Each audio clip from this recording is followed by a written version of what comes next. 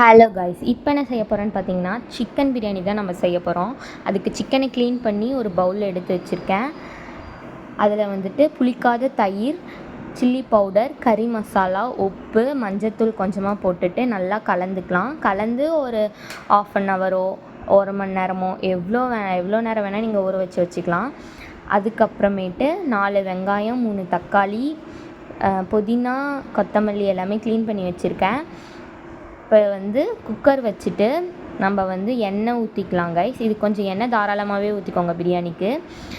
சோம்பு, ஏலக்காய், கல்பாசி, பட்டை மட்டும்தான் ஆட் பண்ணியிருக்கேன் தாளிக்கிறதுக்கு. அதுக்கப்புறம் வெங்காயம் கட் பண்ணி வச்சுருக்கிறத ஆட் பண்ணிட்டு, வெங்காயம் வதங்கிறதுக்காக நம்ம இப்போ கல்லுப்பு ஆட் பண்ணுறோம்.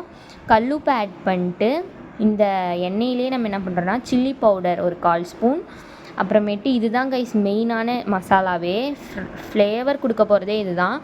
அது என்னென்னா, பட்டை 1 பங்குனா கிராம்பு 1/2 பங்கு எடுத்துக்கோங்க. அதுதான் அதை நல்லா கிரைண்ட் பண்ணி வச்சுருக்கேன். அதை 1 டீஸ்பூன் ஆட் பண்ணால் போதும். அது நல்லா வதங்கிட்டு இப்போ நம்ம எடுத்து வச்சுருக்கோம் இல்லையா புதினா, கொத்தமல்லி, இது ஆட் பண்ணுறோம். இது எந்த அளவுனா, புதினா 1 பங்குனா கொத்தமல்லி ஒரு 1/4 பங்கு போட்டிங்கன்னா கூட போதும். அப்புறமேட்டு இஞ்சி பூண்டு பேஸ்ட் 2 டீஸ்பூன் போட்டிருக்கேன். 3 தக்காளி கட் பண்ணி வச்சுருக்கோம், அதையும் ஆட் பண்ணிட்டு நல்லா ஒரு மிக்ஸ் போடுங்க. மிக்ஸ் பண்ணிவிட்டு இப்போ நம்ம பிரட்டி வச்சுருக்கோம் இல்லையா சிக்கன், அந்த சிக்கனையும் நம்ம இதில் ஆட் பண்ணிக்கலாம்.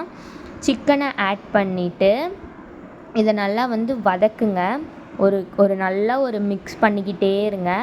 அதுக்கப்புறமேட்டு சிக்கன்லேருந்து தண்ணி விட ஆரம்பிக்கும். அந்த தண்ணியே போதும் சிக்கன் வேகிறதுக்காக. நம்ம சிக்கன் அது கலந்துவிட்டே இருந்தோம்னா தான் அடி பிடிக்காமல் இருக்கும். அந்த தண்ணி ரிலீஸ் ஆகி அது நல்லா வெந்துடும் சிக்கன். இப்போ பார்த்திங்கன்னா நல்லா வெந்து வருது. அது உங்களுக்கே தெரியும், பார்த்திங்கனாவே நல்லா எண்ணெய்லாம் பிரிஞ்சு கலர்ஃபுல்லாக இருக்கும். நம்ம வேறு எந்த கலர் பொடியும் ஆட் பண்ணல கைஸ். அந்த ஃபஸ்ட்டு நம்ம எண்ணெயில் போட்டதே தான். இப்போ அரிசி போட்டுட்டு, அரிசி அளந்து தண்ணியும் ஊற்றிட்டு நல்லா மிக்ஸ் பண்ணிக்கோங்க. மிக்ஸ் பண்ணிவிட்டு டேஸ்ட் பண்ணி பாருங்கள், உப்பு காரம் எல்லாமே கரெக்டாக இருக்குதான்னு. ஆஃப்டர் 1 விசில் ஓப்பன் பண்ணி பார்த்தோன்னா அவ்வளோ வாசனையோட டேஸ்டான யம்மியான ஒரு பிரியாணி நமக்கு ரெடியாக இருக்குது கைஸ். நம்ம வேறு எந்த அரிசியும், பாஸ்மதி அரிசி, அந்த புல்லட் அரிசி அந்த மாதிரி எதுவுமே யூஸ் பண்ணாமல் வீட்டில் இருக்க சாப்பாட்டு அரிசி வச்சு தான் இந்த பிரியாணி செஞ்சுருக்கேன். அவ்வளோ டேஸ்ட்டாக இருந்துச்சு கைஸ், சொன்னால் நம்ப மாட்டீங்க. எங்கள் ஃப்ரெண்ட்ஸ் அண்ட் ஃபேமிலிக்கும் அவ்வளோ பிடிச்சிருந்துச்சு. நீங்களும் செஞ்சு கொடுத்து என்ஜாய் பண்ணுங்கள்.